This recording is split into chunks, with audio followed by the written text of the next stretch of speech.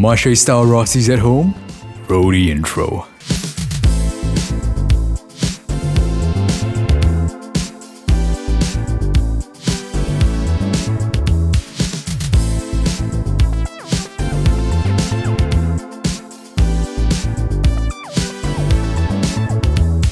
Look, I know why you're here. Rostis are your comfort food and they are mine too. You're craving that crunchy potato exterior and the soft fluffy potatoes on the inside.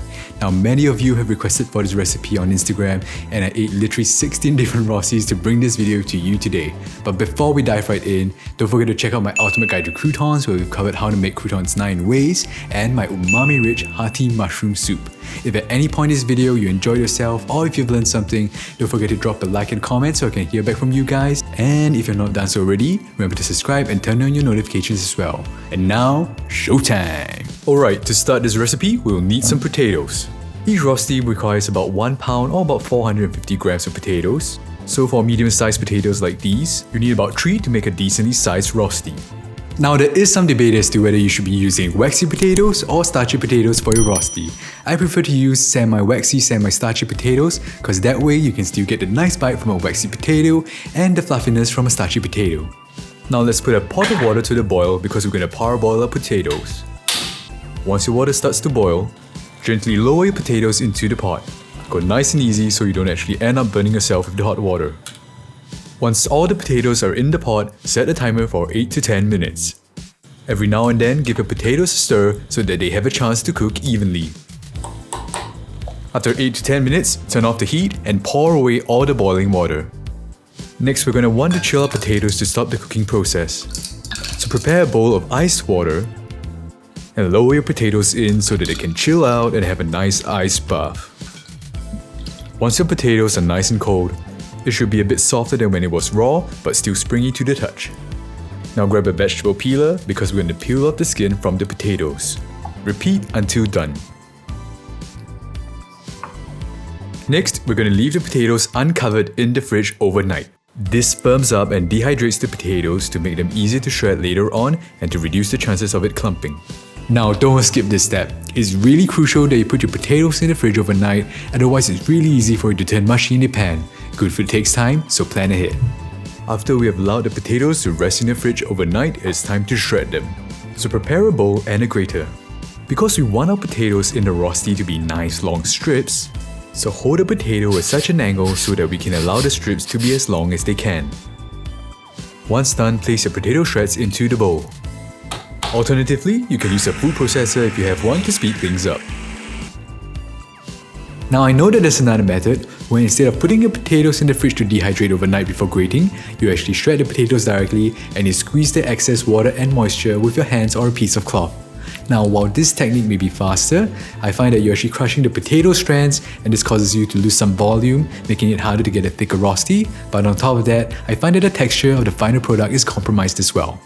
After you've shredded about 1 pound worth of potatoes, add half to 1 tablespoon worth of ghee or clarified butter, followed by some salt and pepper. Next, give it all a good mix. I like to use my fingers because it helps to keep the potato strands loose. Now let's get cooking. Now equipment wise, I prefer to use an 8-inch or 20cm pan.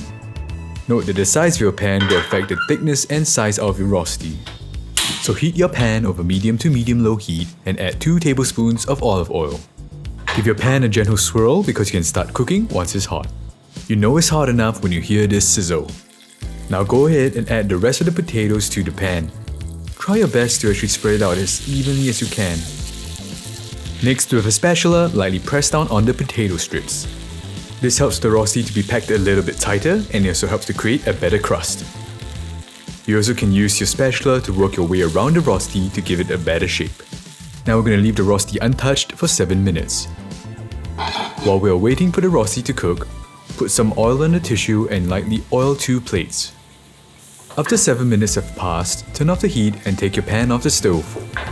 Next, gently slide your Rosti out of the pan and onto one of the plates that you have just oiled. Next, cover it with the other plate. And then flip it!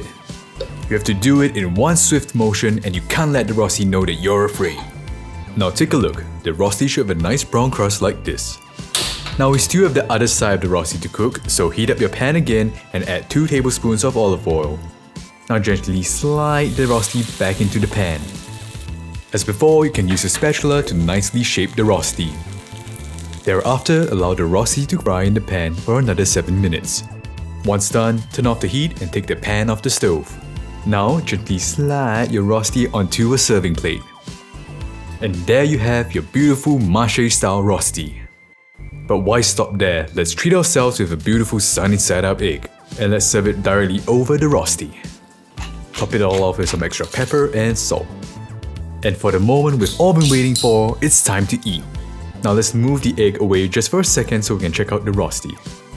Now the Rosti feels crispy on the outside and light and fluffy on the inside. Just take a look at the cross section. And for all you ASMR people out there, oh yeah, dig it. Now when we finally bite into the Rosti, the crust is crispy and you can taste each individual strand in the center. You know you did it right when you can shred it like this. Let's take another bite. And now for the egg, let's spread the yolk all over the Rosti. And there's only one thing left to do. And there you have it, your Marche style Rosti, done.